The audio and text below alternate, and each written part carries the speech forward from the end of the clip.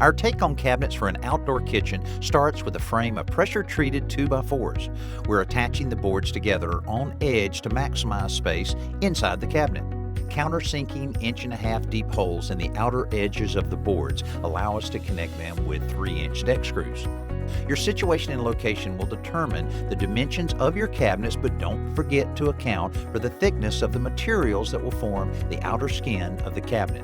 In this case, there will be a layer of cement backer board with split bricks glued over it like tile.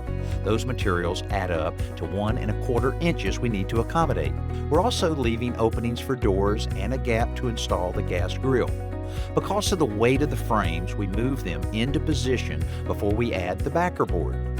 The frames are square, need to be level, but the patio slab has a slight slope to drain water, so we have to shim up the frame on the low end before we attach the frames to the wall and to the slab. The backer board can then be cut to fit the frames and cover the gap created by the shims before we attach it to the frames with screws. In the spots where we'll locate doors, we have built frames out of 1x4s. These frames will give a place to mount the cabinet door hinges and cap the raw ends of the brick around each door. We've purchased the same bricks used to build the house and cut off the outer faces using a large wet saw. We'll secure them to the backer board using thin-set adhesive. This is the same material used for laying tile floors, but be sure the one you choose is approved for outdoor use.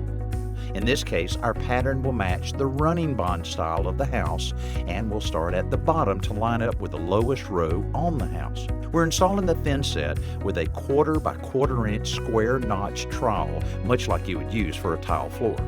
The mortar joints on the house are 1/2 inch thick, so we're using pieces of scrap 1/2 inch backer board as spacers. I don't recommend this though, because as we discovered, the backer board gets stuck in the thin set a little too easily. Plastic spacers would be a much better option. Once the bricks dry overnight, we can begin applying the grout or mortar between the bricks. We're mixing up ordinary mortar mix with a fairly thin consistency because we're using a grout bag to apply it to the cabinet. A grout bag is like an overgrown cake decorating bag, which you squeeze on one end to force the mortar out of a small hole on the other end. Once the mortar is in the grooves, it needs to be sculpted to look like the mortar joints on the house. To do this, we're using a tuck-pointing trowel. Finally, the cabinets are ready for doors.